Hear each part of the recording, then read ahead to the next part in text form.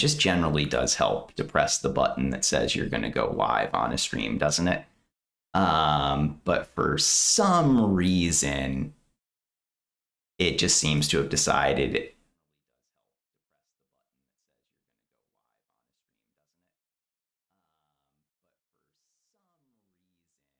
wow, it really did just, it did not want to let me work here. Wow.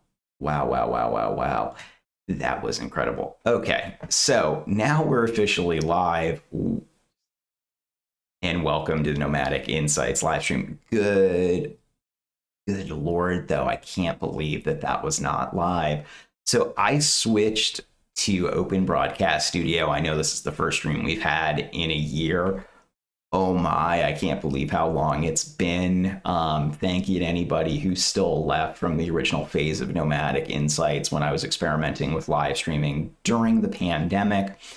Content has kind of come back pretty consistently focused on financial product reviews as the theme of the channel has changed along with my interests. So I'm predominantly going to be focused on looking at ways to use different financial products, common financial myths and misconceptions, as well as just trying to help people with basic financial coaching questions. Just because this is an area of topic I enjoy. The idea is using your money in a philosophical way. And that's the basic idea underpinning the channel. There are numerous stories of philosophers who decided to become business people in order to make money and used a philosophical mindset to actually garner wider attention and fame. So think of profiles of someone like J.D. Rockefeller, who was able to actually use a stoic outlook or more of his Baptist faith to actually be able to garner a tremendous amount of wealth and accumulate one of the world's largest fortunes in recorded history. The phrase rich as a Rockefeller comes to mind. In today's episode, we're going to be looking at a common financial misconception or really just a financial rumor that is precipitated, which is a maligning of credit and using credit as a form of leverage. So a key proponent of the idea that credit is bad or leverage is bad when you're trying to build wealth is Dave Ramsey, who is a widely known evangelical personal finance guru. Mr. Ramsey's positions are ones that I personally don't agree with. He does give you a very evangelical winner take all. It's very definitive, and there's absolutely no gray in the outlook and how he begins to approach things. So we are going to be listening and reacting to some of Mr. Ramsey's suppositions during this stream, and we'll understand, what is David trying to do? What's happening with his content? Why is he purporting this? There are also some interesting things that I find personally quite intriguing about David Ramsey's content, because he actually was taking advantage of leverage from banks. So that's just kind of curious how, the laws actually changed and he was taking advantage of his family's connections, and now he purports to be anti or against credit, which just seems to be a relatively interesting thing to do in the grand scheme of things. When he started his position and got into his business using leverage and other people's money, but then lo and behold, when the underwriting criteria changed and he was accessing money he should never have been able to get access to, suddenly credit cards are the worst thing ever. Now that is very entertaining, isn't it? So in this video, he's going to be reacting to the why can't I use a credit card if I pay it off every month? So David's going to be going into, or I really should say Mr. Ramsey. Mr. Ramsey's going to go into this, this video. So I'll just pull it up on screen as we kind of start doing the commentary here. I do like that Mr. Ramsey has also started to do more reaction content on his show in order to engage a younger viewership, which is quite intriguing when you really think about it. So let's just pull this up on display. Okay, so there we go. There, I gotta get rid of. Oh, I don't want to get rid of myself. That's quite sad, isn't it? I like me. Okay, so let's see what's going on here with Papa Dave. Okay, so we got that going. Next. Okay, that is not nearly loud enough. That is not nearly loud enough. Okay, so let's actually get an audio input capture going. We need to create a new one. We want to use... Oh, no, I don't want that, actually. We will turn... I have double mics now. Okay, so let's actually do it. To pay off our debt. There we go. One issue we struggle with is not using credit cards. We use them to pay our utilities, groceries, and other monthly bills, but we never carry a balance. By doing this, we're able to travel for vacations for free using our points. What's wrong with doing this if we're not going into more debt?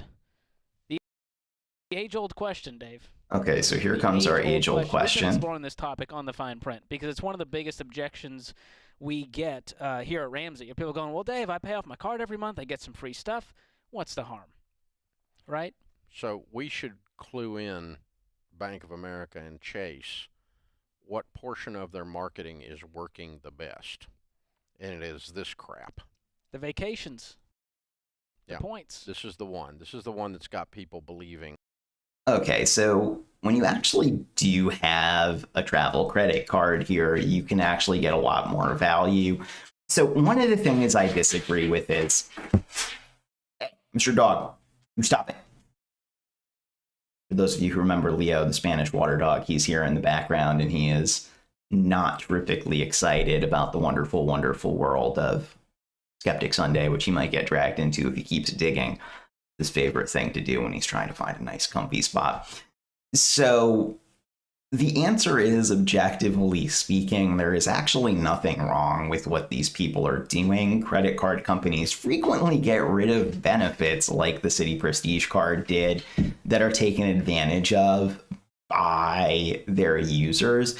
But it sounds like these people have a lot of debt and difficulty budgeting. So for things like utilities, groceries, and where you're really working on a fixed budget to begin with, and pretty much all of the spending will be planned. So if you have a meal plan, if you have something planned out, you're really not going to be in danger of spending radically more money. So the points begin to make more sense, and they can add up quite a bit.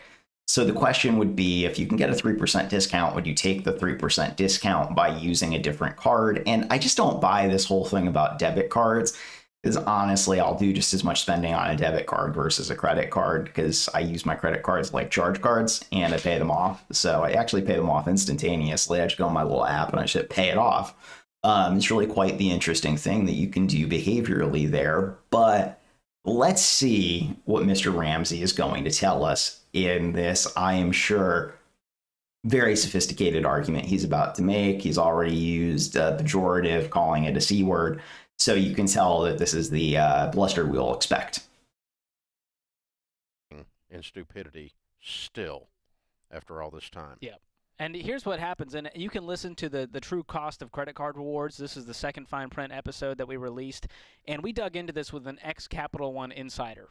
Okay, what did they say? She said they run 10,000 experiments a year on people to figure out what's going to get them to spend more, to use the points. And one of the biggest ways they do it is through the points. Because you know how the points work. They don't say it's $500. They say you're going to get 128,000 points that you can use to redeem flights that cost $74,000. And the points change every day. And there's blackout dates and there's restrictions. And on top of that, the whole 2% cash back. That one is one of my favorites. Because you know what 2% of $1,000 is? $20. $20 to spend. So we still haven't really arrived at anything here. We're just kind of criticizing the actual action of spending. But, the reality is $20, 2% back. I mean, if you're doing a high spending multiplier, believe it or not, that actually does add up. And I kind of thought the entire idea of Ramsey was actually investing money. So if you can invest that money at 2% over a span of 50 years, if you're in your 20s, it does actually begin to add up with compound interest. But again, what is the difference between using that or a debit card? Debit cards have less security options on them.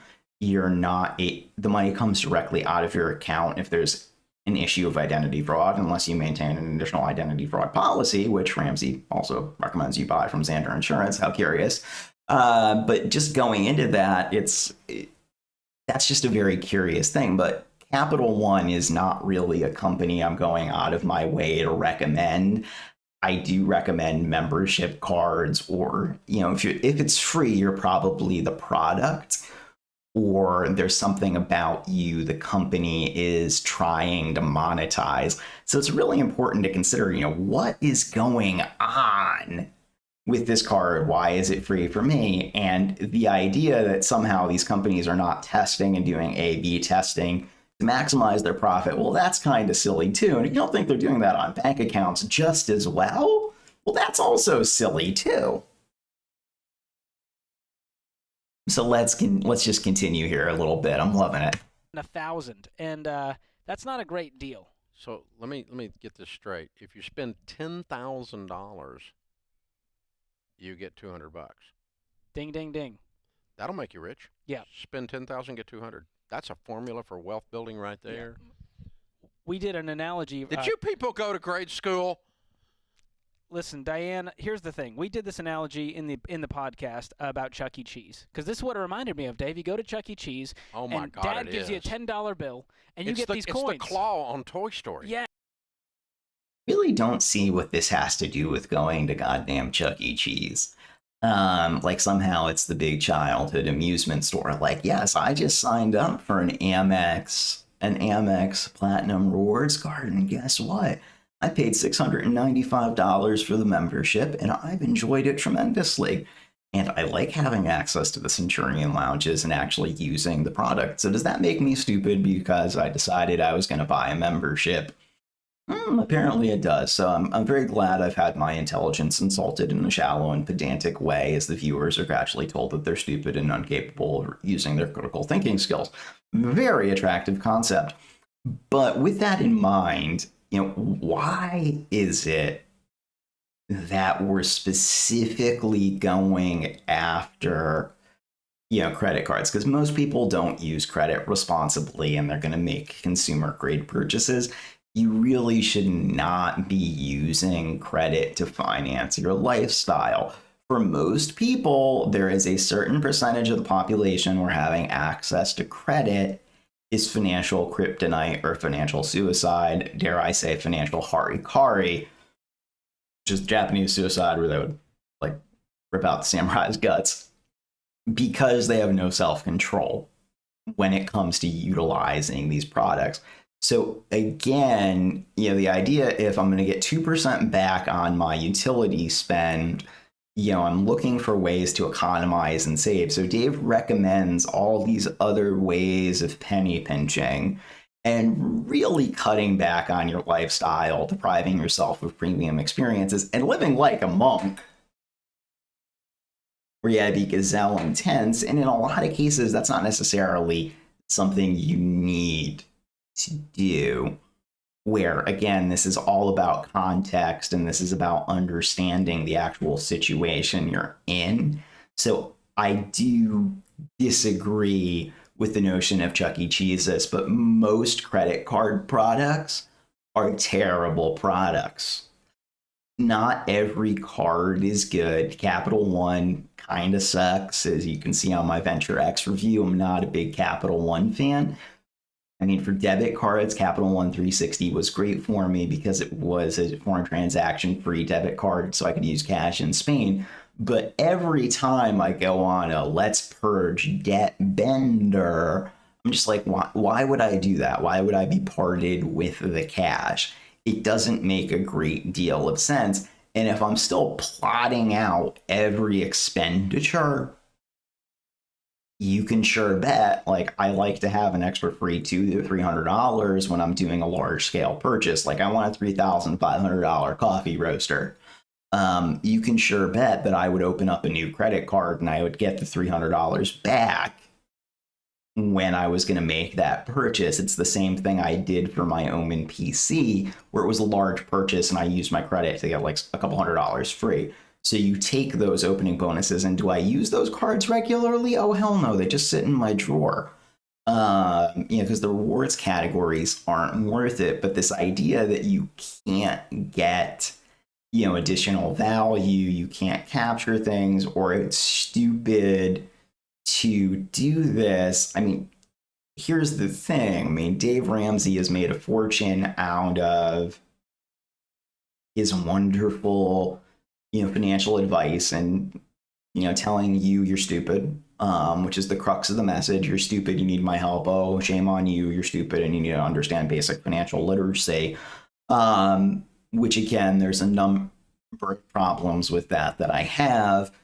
And that combines into this real hubris. It's my way or the highway. It's pretty common if you look at David's, if you look at Mr. Ramsey's, way he interacts with employees, the sanctimonious nature and all that other stuff. I'm not going out too far on a limb here, but somehow it's stupid to want 2% discounts on everything. But again, if you're trying to extract a maximum amount of value, and if you're actually going to do the numbers, it probably makes more sense to plan out large-scale purchases, use credit strategically to get a discount. And car dealerships don't offer you a cash discount. Most businesses don't offer you a cash discount.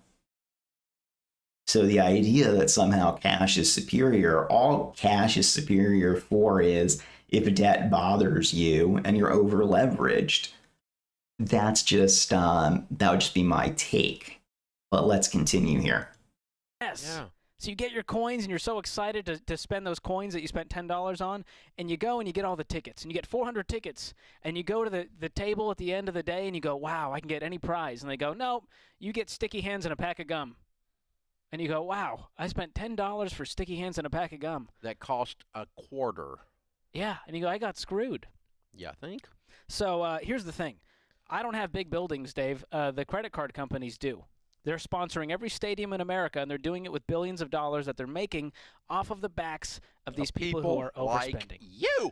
Yes. Yeah. So here's the thing. To start with, you're not going on vacation for free. That is an absolute asinine, stupid statement. It is not true. You might have got your airline ticket for free, but everything else on the vacation was not free. So you're spending money and you're going on vacation when you should have been working because you're in debt. So this is one of the other things where, like, if you live in America, and, I've kind of changed my tune, having lived in Spain for several years and just kind of lived life as a digital nomad. America is expensive, and America, like many countries, chronically punishes people who are at the bottom of the income ladder. And a lot of people are not as, fortunate as me. And this idea that if you just worked harder and harder and harder, the ills of your life would be cured is not necessarily true.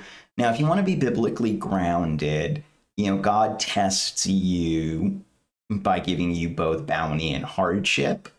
So the idea that somehow, though, looking for ways to reduce the cost of a vacation or make a vacation more financially affordable while you may have a mortgage because you don't want to delay, all the enjoyment of life because tempus fugit, or life is short, that makes a great deal of sense. But this grumpy, angry, vitriolic attitude doesn't really serve anyone. And it's not even really, I know I try to stick to finances on my latest iteration of my show, but you can't get out of this where, when you actually spend time with philosophical literature or scriptures, this is not what it's saying. It's not saying work your entire life, be miserable. So if you go to the book of Ecclesiastes, which is right in there with the book of Proverbs where Dave likes to quote from, where the borrower is slave to the lender, you're going to find in Ecclesiastes, well, what you'll find there at least is that you'll find that, there's a time for everything. Or, there's a time to plant, there's a time to reap, and there's a time to sow. There is a time to go on vacation. There is a time to enjoy yourself. There is a time to go to feast. There's a time to, go to parties. So this idea of, you're in debt, you can't do anything, you can have no life, but you can buy another Dave Ramsey book because I'm telling you the solution to your problem. Interesting.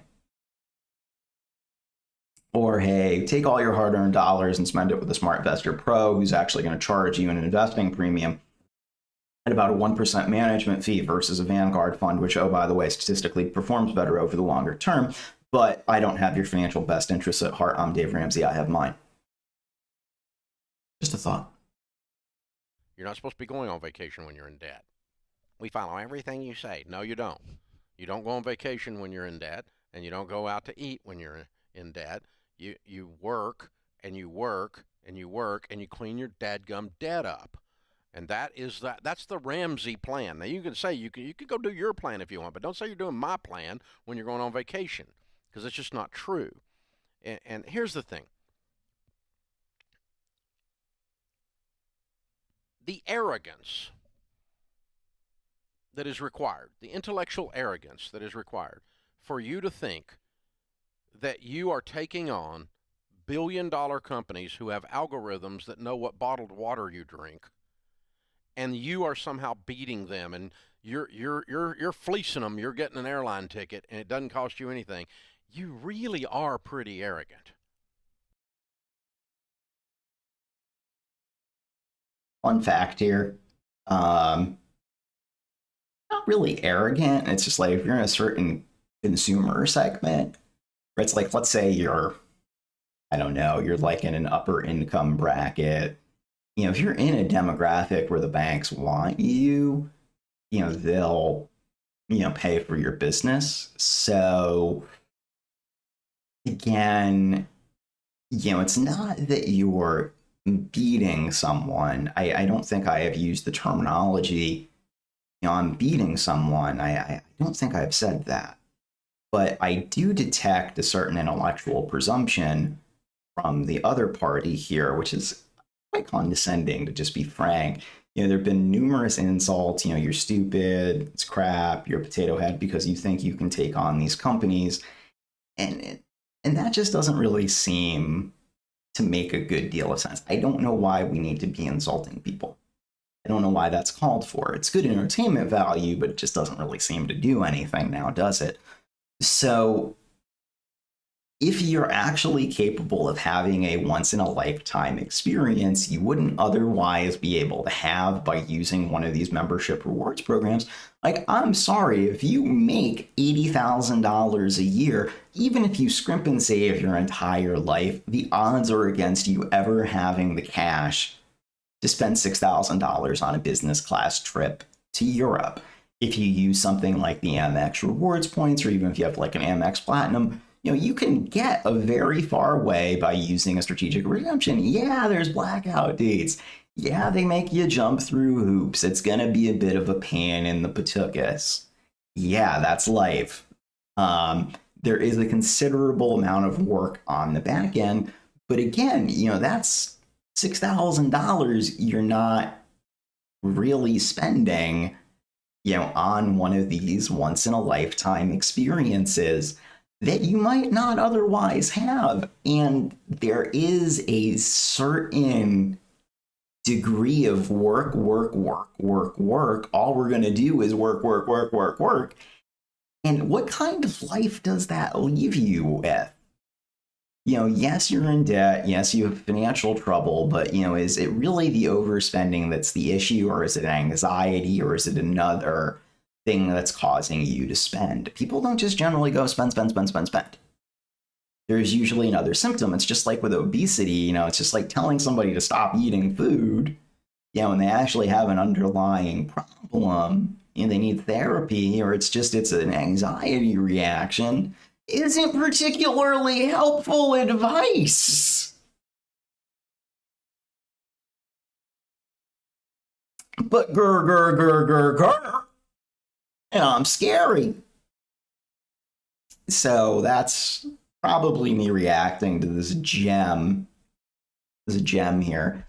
Let's continue. I'm going to probably be insulted a few more times. If he ever reacts to my content, I will obviously be insulted. And I'm okay with being a little insulted. So let's see. I'm about to enjoy this more. To think that you're actually winning at this game. I mean, honestly, do you understand that when Citibank, when you call them, your zip code is pulled off your NSX code, and the person answering the call, if it's a friendly call, is a person of the same accent as you. If you call from the South, you'll get a syrupy Southern Belle accent. And if you call from the wicked Northeast, you'll get a wicked Northeastern accent. These people screw with you on levels you have no idea, and you think you're beating them. Yeah. Absolutely incredible. So here's the thing. We did a study of millionaires. We studied 10,000 of them. 10,160. There's the advertisement for the Dave Ramsey products. There you go. Get your products. Buy your products, people. Get your every dollar products. Get your merchandise. But, so he goes back to this study. So I'm a market researcher, so I would love to review this study that was done on millionaires, and I'd like to see it actually be peer reviewed, and I'd like to see the social science research. You always quote from this study. I'd really love to see the study, and I'd love to see the survey data, or I'd like to actually see the polling that makes sure this, survey is correct. But people generally don't get wealthy by bootstrapping a business. There were only 2 companies in the entire S&P 500 prior to the acquisition of Varian Medical Systems, and then it's Intuitive Surgical because they're surgical products and incredibly focused niches where they've got wide economic moats that have no debt. So, is debt an engine of wealth creation, or is it not a source of wealth creation? So that's an interesting concept there, which begs some actual questions. Now, let's just say, let's go back here a second. So I've never heard, the accent matching by banks.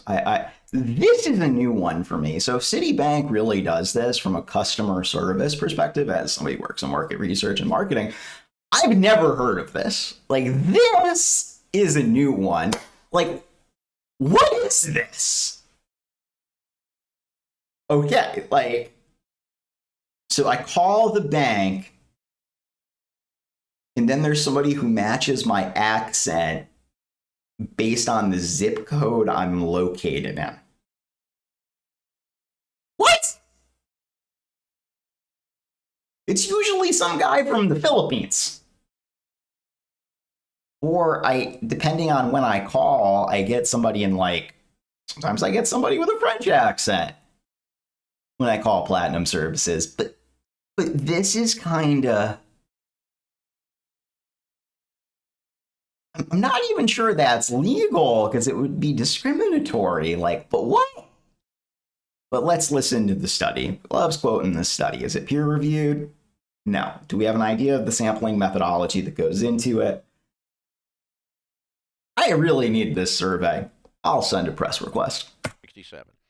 Not a single one told us we became millionaires with our free vacation points because we ran all our utilities, our groceries, and everything else through a credit card, and then we went on vacation for free, and it didn't cost us anything, and that's how we built our wealth. Not one said that. Isn't that odd? Well, that's interesting. It could also be a thing called question bias. People that ask this question are people that think they're beating the system. Let me tell you how you beat the system. You don't play.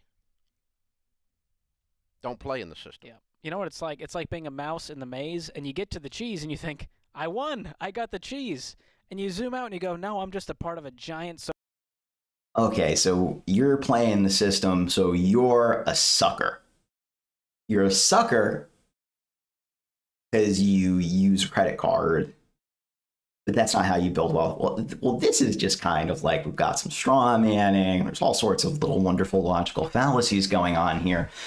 But, what is it saying that you're either playing this game or you're not? So first with this, this survey, so you could ask a survey, you can ask leading questions. It's called, and then there's also sample bias. So let's say he did the survey research among Dave Ramsey followers. He's going to get a very skewed result from doing this research. I mean, it's going to come back with an incredible skew. The data is going to have no validity. But, going back to, Wizard's first rule, a lie repeated often enough becomes the truth. This study or the survey, without the ability to examine the actual survey questionnaire and the document, you can't really be sure of the results, and these results should be reproducible when you're talking to people who, became wealthy. You're looking at what behaviors did they do. But, let's look at somebody like John D. Rockefeller, who wrote down every little expense in his little penny book and was one of the, most frugal people alive, or he was incredibly cheap. He looked for any competitive advantage he could get, or he looked for any source of additional money he could put in his wallet. So that kind of behavior, that extreme economy, that extreme focus on being competitive would seem to suggest that if a business could get 2% back, that would be pretty good. A lot of businesses actually operate with like it can almost be a 5% profit margin. So if you're looking at 2 to 3% back over, a period of a number of years, of 40 years with your turnovers, this can add up to be a very substantial pile of money once you start compounding it on spending that's already occurring anyway. So why wouldn't you take what is effectively a rebate? It just doesn't really make a lot of sense. But if I'm engaging in all of these behaviors, I'm chewing things over for 6 to 12 months, it's just like, it just doesn't make a lot of sense to me. But again, I do really want to see this fabled survey. I really want to see this fabled survey questionnaire. And I want to understand the sample and how the sample was drawn. Oh, and by the way, if the sample was a convenience sample and it wasn't drawn from a probability panel where every person in the population has an equal chance of being included in the survey sample, it's not valid as a statistical instrument. So I could do a survey too and probably get radically different results. Again, that's just interesting. So let's continue. Social experiment that exists to take my money. That's what it is. Ooh. So you can play that game, and that's fine. You can get your vacations, but I'm not in the business of trying to gain points. I'm trying to gain wealth. I want to complete the baby steps. I want to pay off my house. I want to give outrageously, and that doesn't happen by paying off my card every month and reaping the benefits of 2% cash back. The Chuck E. Cheese thing's funny as crap. Oh, it's great. The team did a great job with the edits. We got the coin sound and everything. You got to go listen come to out of there, skee ball or whatever. They're just coming out of there like crazy. You've got this long line of tickets, and your little kid, they think they're getting the big prize, and you get You nothing. never get the big prize. Nothing. You spent $10 to $20 to get a prize that costs less than 50 cents. And the same thing's happening when you go to book these flights and you go, well, we can go to Boise. Yeah, I don't think Martinique was on the list, was it? No, you're not going to the Bahamas first class. I don't think. I'm sorry. No, so Belize and Bermuda are not on the list. No. No. So. San Diego's not on the list. Nashville's not on the list. No. It's blackout. Blackout dates. What's blackout mean? They don't go? Don't get to go. Oh, no, they just won't take you. That's what it means. Okay, so that's interesting, but again, this idea of what does it mean to be wealthy? If you follow Dave Ramsey's advice, generally speaking, you're middle-class Joe, working your middle-class job, you're actually never going to be wealthy. You'll have a lot of experiences you'll never get to have, but you'll think you're wealthy. Like, it's just like, the thing is, like, what I would consider to be truly wealthy is people in excess of 20 to 30 million dollars. When you're looking at the rate of inflation, someone with $1 million today in America, that's not actually that wealthy. It's not wealthy. That person isn't wealthy. To be truly wealthy, you would need to accumulate a fortune in excess of $20 million, which just scrimping and saving at a middle class job is not going to really do for you. So if you're looking at the two main sources of your wealth that Dave Ramsey teaches are your home and your retirement account, well, here's the thing. You need that to retire and hope you don't live on the streets, because you have really no reliable government-backed pension in the United States. And most people would probably prefer a consistent, stable, steady retirement without rising health costs. So the idea that that makes you truly, truly wealthy is kind of silly, but you've also altered a lot of behaviors and you've kind of stripped out things where you're not going to really go. Like, if you like to go do fine dining, you're not going to do this under Dave Ramsey, and you're going to hollow out a lot of things from your life where your life becomes dedicated to working. All you do is work. You end up in this kind of puritanical, and we only really go to church and that's what we do and that's our life. Okay, cool. And that's what happens when you kind of follow this advice to its logical extreme. But again, there's the survey. The survey loves this survey. I would just love to see the data on this survey. Show me the bacon, man. So let's just continue. I'm sure we're going to get some more Chuck E. Cheese hilarity. And we shall continue with the wonderful, wonderful journey of Dave Ramsey reactions this weekend. I think you can do a lot better by using a debit card and using cash and saving up for your own dang vacations. Yeah, you know where I go on vacation? Anywhere you want. There you go. And that's because you're a multimillionaire. Like, you were a multimillionaire. Who did not get rich through his own system. He got rich because he created an informational product. Was a very savvy marketer and sold a series of training programs to evangelical churches and took advantage of a network effect in order to actually build his wealth. And he was a very entertaining radio personality, which he has built into a platform. So, I mean, there's an interesting book by an evangelical publisher called Platform, which speaks about actually building your voice, building a product, building a successful business. And that's what Dave Ramsey did. That's what Dave Ramsey did. And that's how Dave Ramsey became wealthy. You could come up with this story, this great fiction. It plays really well. He's got a brilliant marketing story. He's got a great testimony.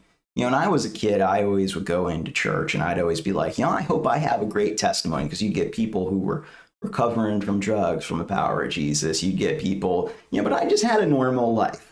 I just had a normal life. That was my story. And I never had this, powerful testimony. But these stories, they could be pretty fictitious if you really start picking things apart and you start looking for, Paul on the road to Damascus as the scales fall from his eyes and you begin to see the transformation. You really can begin to question, what's going on here? But the hubris is just kind of overwhelming sometimes. And I don't really know what I don't feel as if I'm operating from a great deal of intellectual hubris here. I've been told I can be pretty condescending, so I'll give it that. But, blessed is the man who does not walk in the counsel of the wicked, nor stand in the way of sinners, nor sit in the seat of mockers. But his delight is in the law of the Lord, on which he meditates day and night. Mocking much? Mocking people who are, people do try to do this like rewards program redemption, but that's how that works. I'll do better with my debit card. Credit cards, that always works. So that's how it happens. Haven't had a credit card in, my gosh, it's coming up on 30 years. Wow. We should have a party. We should. We can't use points to pay for the party, though. In Belize. In Belize. I'm in. How about Cabo? Let's go to Cabo. Sounds like someone is sitting in the seat of mockers. That's just always so interesting. So you do run into this, financial advice where, you're going to have peace of mind doing this. Are you going to cull most of the risk out of your life? Life is about risk. It is about, there's an excellent book called Against the Gods, which is the modern story of risk, where, it takes a look at, what our lives were like without risk management or actually understanding, these things. So it's just a little, it's just a little ridiculous to me, the logical extremes, we need to go through with some of these, as I do more of these reactions. So, suspended disbelief, or, what is this channel largely about, where it's creating a contra to, Mr. Ramsey's positions. I strongly disagree with the idea that there's only one way to wealth. There's only this, it's follow me, and lo and behold, here on is the path to salvation, or here is the path to wealth. So this becomes pretty interesting when you start to think about, what really is going to make you wealthy, what's really going to make you happy. Is having the $1 million in the bank, is that going to enrich your life? Is that something that's going to make you happy? Does that build, the interest? Is that what's going to result in a happy life? And, you spend all this time getting ready for these goals, and you end up hitting the goal, and it's really not as great as it seems. And then you need another goal. So you need to accumulate more money. You need to save more dollars. You need more and more and more. And when is it enough? And this is a very common thing with, you could talk about the giving part generously. You could talk about giving generously, but the rejection of the world is the rejection of the accumulation of wealth. Because what did Jesus truly have to his name? Even, to go to like an Islamic example, like the Prophet Muhammad was not a wealthy man. He didn't sleep on a bed. He slept on basically like the ground. So, these are the examples that, can be presented. And I just don't really understand, how that leads you to salvation. I spent years, thinking, okay, when I make $100,000, everything is going to be fantastic. It's going to be great. I'm going to have everything I ever wanted. Not true. Lo and behold, now I want to get to $1 million. So that's not, that's just not how things work. And it's not, it's not sustainable. So these ideas are quite interesting. So the idea of, how do you buy a house? How do you get... So let's take a look at what credit card companies do not. Probably be the question of, what does Dave Ramsey also not want you to know? Mr. Ramsey is in business. He owns a business. He's looking for ways to make more money. He's looking for ways to make a profit. So what does that mean for you? Is this somebody who doesn't? I think that that's pretty interesting. What is, what's his stake? What does he get for doing this? Why does he get that stake? So let's just take a look at, again, these ideas of, what do credit card companies not want you to know? Again, you should pay it like a charge card. Don't carry a goddamn balance on your credit card. That's really stupid. I agree with Dave on that. Do not carry a balance on a credit card. It is one of the most expensive ways to borrow. And that is a way, like, yes, the points ain't worth interest. So like I just got a lovely offer from US Bank, and they're offering me no interest for 2 years on a balance, and I'm just like, guys, I'm not gonna keep a balance that long. So you get these 0 interest offers where that is a deliberate marketing ploy to get you to sign up. So I mean, there's a grain of Dave Ramsey reality there where I have to agree with Dave to a certain extent. But again, that's a more balanced, more moderate position, but we're dealing with a more fundamentalist je ne sais quoi, which I'm not sure I agree with. So let us continue.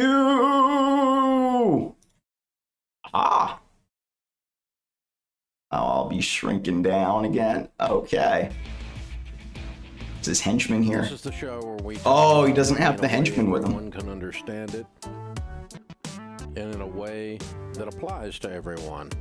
The danger of these simple concepts is those of you that view yourself as intellectuals, those of you that view yourself as sophisticated, sometimes you look at something that's simple and you don't understand how profound it is. Like the borrower is slave to the lender. Oh, but I use credit cards to get my miles.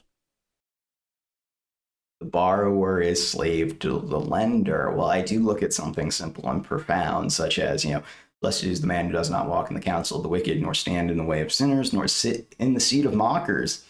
We have opened up with a salvo against people who are intellectual or people who are sophisticated, because that's bad and they don't embrace the simple, mundane truths. So I could go into this world where it's not that I'm objecting to simple words of wisdom and simple practical advice. What I'm objecting to is a biased survey and a testimonial that's probably not valid when you subject it to critical examination. So there's nothing wrong with a critical examination of the facts. If that's a problem, if following you means I need to get rid of my own individual will, isn't that basically just like joining a financial cult? Where it's my way or the highway, where you need to get rid of your individuality, or, how dare I? That doesn't seem very Christ-like to me. Again, I need to go with more of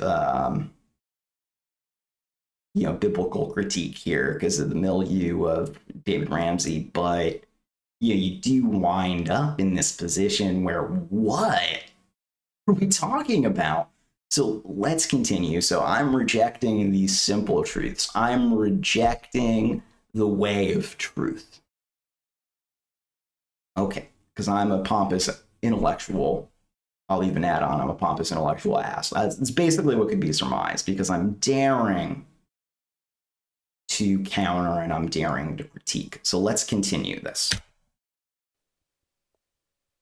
You actually think you're going to take on a multi-billion-dollar company who studies your behavior more than you study your behavior and come out on the right end of this stick?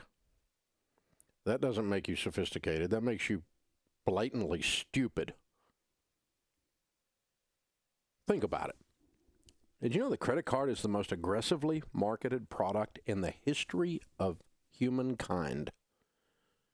Nothing has been sold to anyone in any culture in any kind of a volume close to the credit card. No product line or service has had anywhere near as much money spent on marketing and sophistication to sell it to you. I'm actually kind of curious about this one. I got to check this with the Advertising Research Foundation in New York. Thankfully, there's all this wonderful normative data. This is like another Dave Ramsey claim. It's like the big survey. The credit card is the most is the most marketed product. Um, so let's take Capital One. I mean, it's like, is the market research staff at Capital One good? Yeah. So are the American Express people. People take on $1 billion companies all the time, and this idea that somehow $1 billion companies have everything figured out and the corporations are these masterminds. That's also a very interesting claim, because if you read the work of Peter F. Drucker, look at how GM got totally taken from behind by the smaller Japanese automakers, and even look at what's going on with Facebook right now as they're completely crashing and burning because they decided to invest in the metaverse, which was a stupid idea.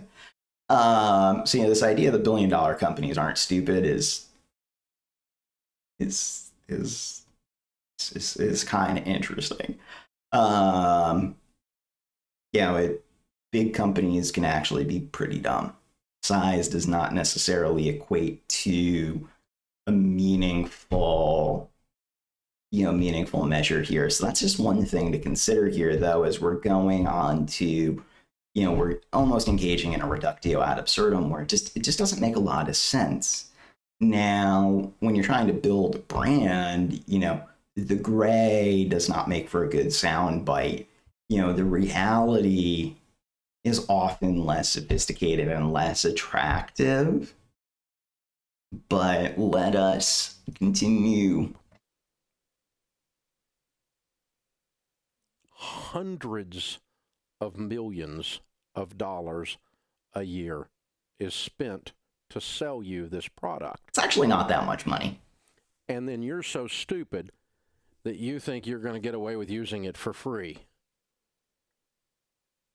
If you do, it's going to be a short-term thing. Or if you think you do, you left out some of the variables. Example. When you spend using cash, it activates the pain centers of your brain. You have an ouchie moment when you hand over Uncle Benjamin Franklin. Dad, gum, I just bought dinner. When you lay Uncle Benjamin Franklin in that black plastic tray known as his coffin, because he's going away and he's not coming back, you put him inside that little Visa or American Express fold-over vinyl. Okay, so I would get pilloried for this. So I bought a $500 dinner, and I knew exactly how much it was going to cost going in because I made the reservation in advance. The bill came and there were no surprises because I had just calculated exactly what it was going to be. And I got the sake tasting menu, and let me tell you what, I would have put that money in the tray just as quick with $500 versus swiping out Mr. Old Amex. Just as quick, because it was the single best dining experience I've had in my life. Worth every penny. Do it over again tomorrow if I wasn't going to get skinned alive by the finance committee, aka my girlfriend. Otherwise, I would be having me some more omakase sushi, Mr. Ramsey. But my inclination to spend on these experiences is a little, irrespective of cash. Can cash act as a certain limiting factor?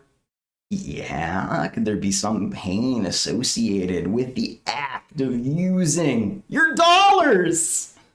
Yes, sir, there could. Yes, sir, there could. But what does that really have to do with this? So the claim is that, using cash reduces your spending. And again, is that necessarily accurate? Do people have a good perception of money to begin with? Or they want to keep it? And then, is this necessarily a good thing if it causes you to miss out on an experience you're going to remember for the rest of your life and you prefer to have? So there's some things there that are worth considering as counterpoints. Thing that the server brings you, and you lay Uncle Benjamin Franklin in there, you have a moment with Uncle Ben.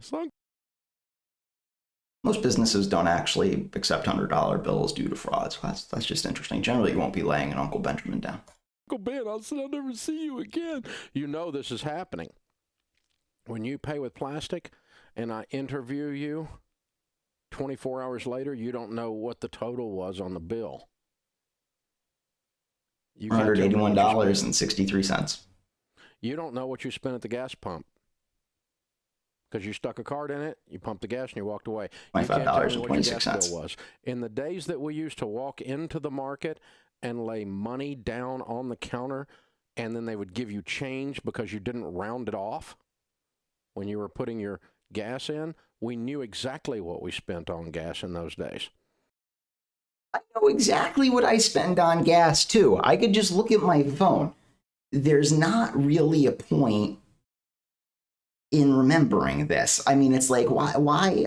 You know, there's a certain thing of like, you remember things that are important, you don't remember things that aren't important. I could just check my phone. Like, ooh, all my financial data is instantaneously there, depending on if I'm in, syncs with my Bank of America account. Whole other story there.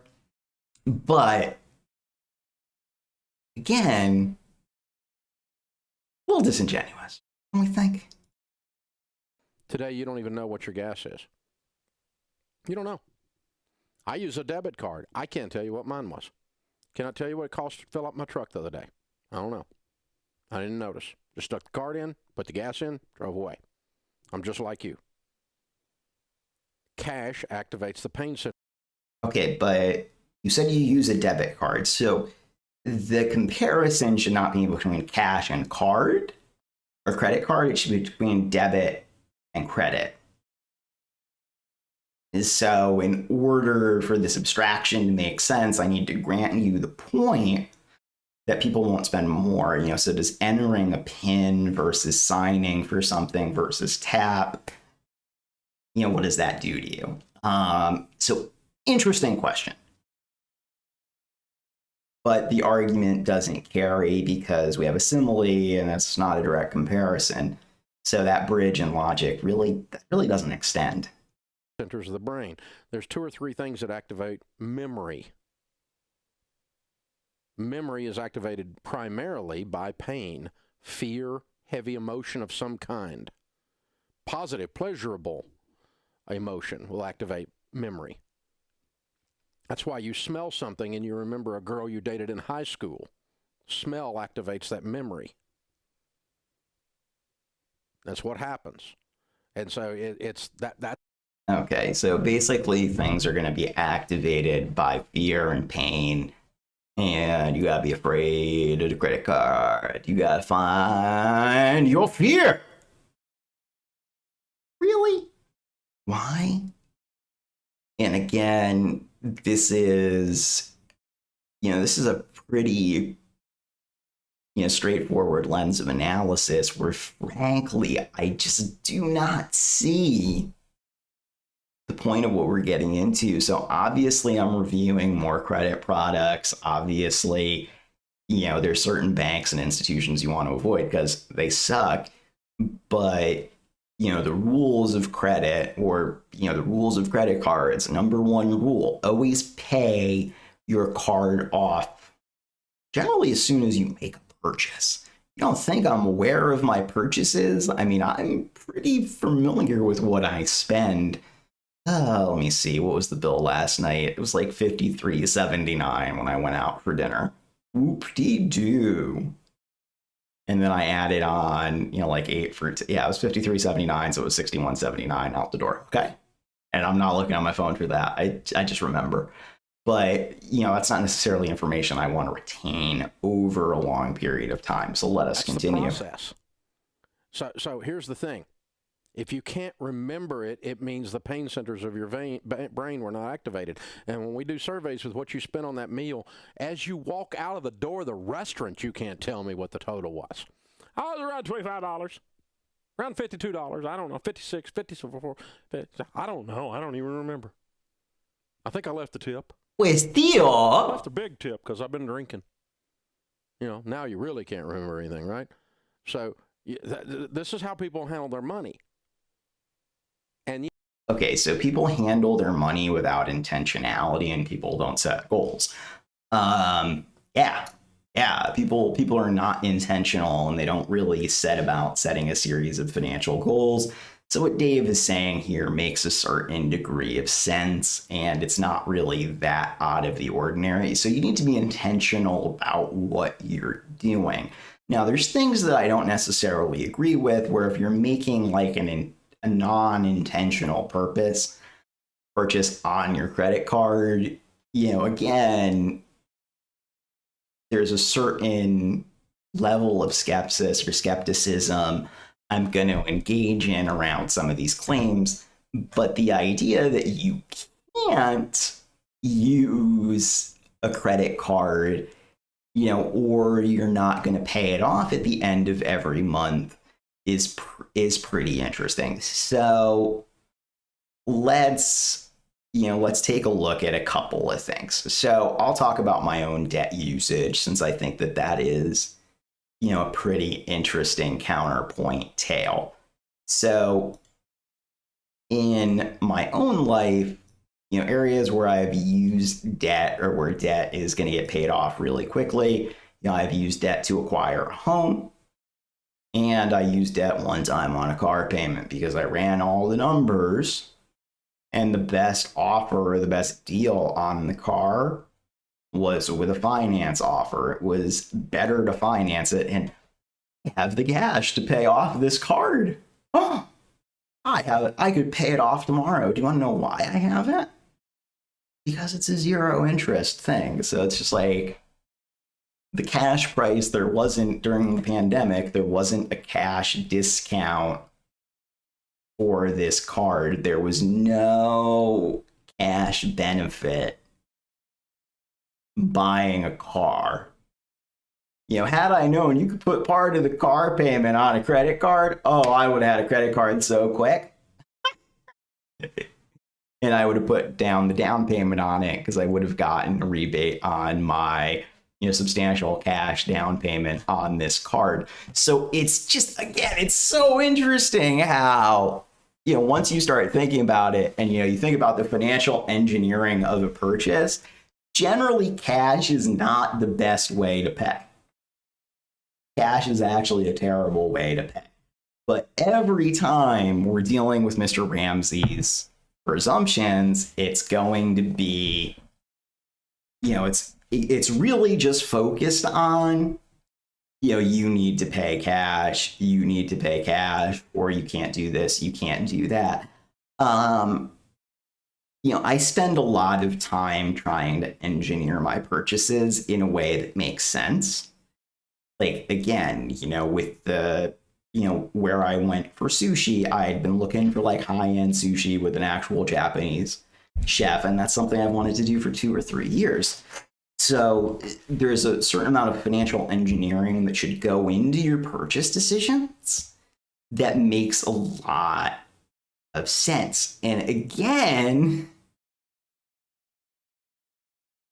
we're just not doing that. We're just gonna save the cash, and we're gonna hope that saving cash with our $1,000 emergency fund, where if you only have $1,000 emergency fund, like, you're screwed. Like, I just had a pipe burst in my house. There's $1,500. Every single home repair I've had has been more than $1,000 with a plumber.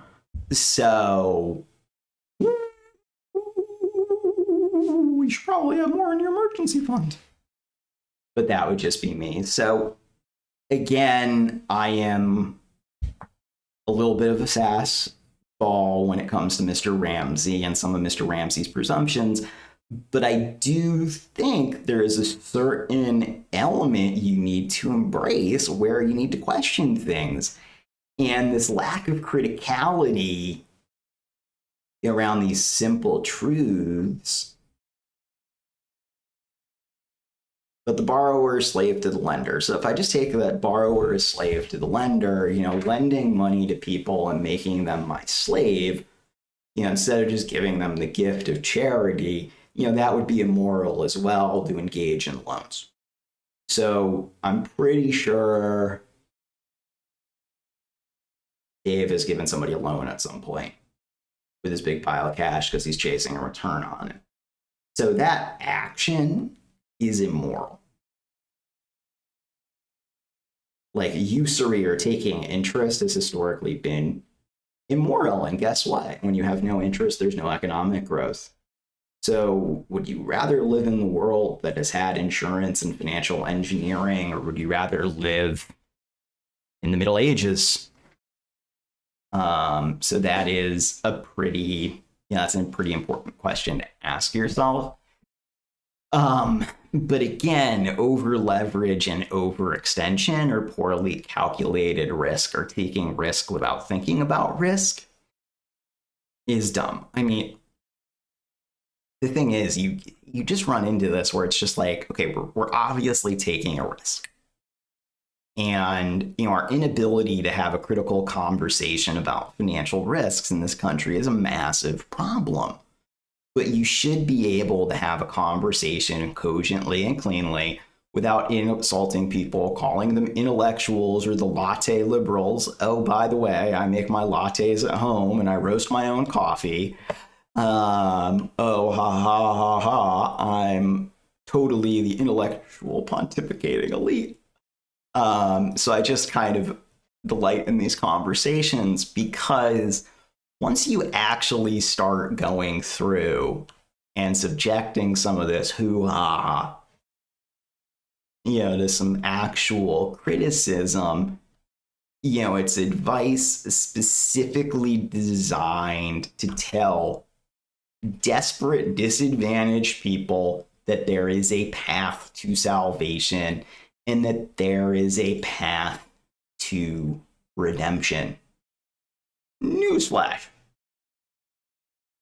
There's not. Following somebody's whiz-bang, super amazing system is not going to make your life much better. What's going to make your life better is having your own personal philosophy and thinking about how you want to live your life consequentially and with definitive action. I disagree with every fiber of my being with Dave Ramsey on a lot of points. And with credit in particular, let's just go to one more story. So there's an interesting guy by the name of Cyrus McCormick. McCormick is famous because of, those spices or because of the harvester he invented. Farmers, if he approached them to buy it, could never afford his thing, even though within like a year, the farmers would earn more from the harvest and the mechanical reaping that the McCormick harvester did, because banks wouldn't give them a loan for capital equipment.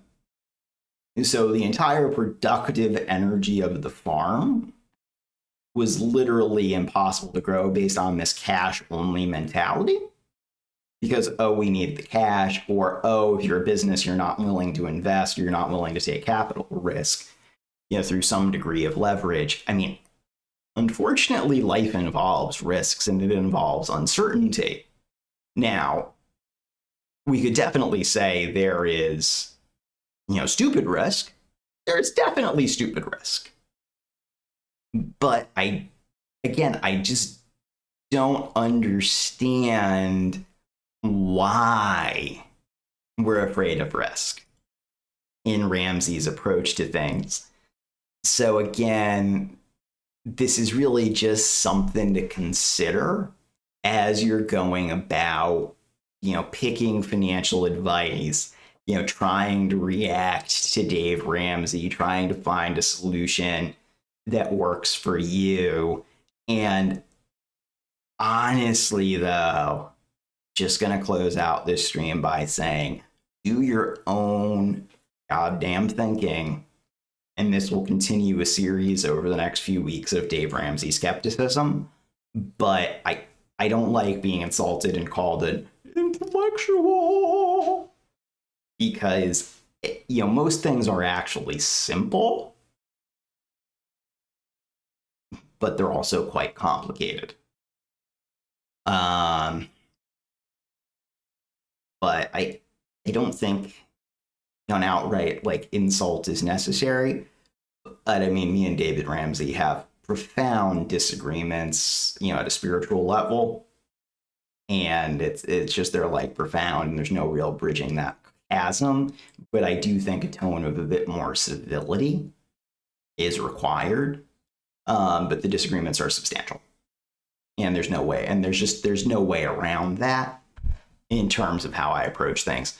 So thanks so much, guys, for joining us here on the Nomadic Insights Skeptic Sunday live stream, where we go through and we bust up simple financial truisms that we disagree with. Hope you enjoyed this show, and we'll see you next Sunday at 11 a.m. EST, or maybe a little later in the day, just as I start experimenting with the stream more. We hope you enjoyed the Sunday show, and thanks for joining.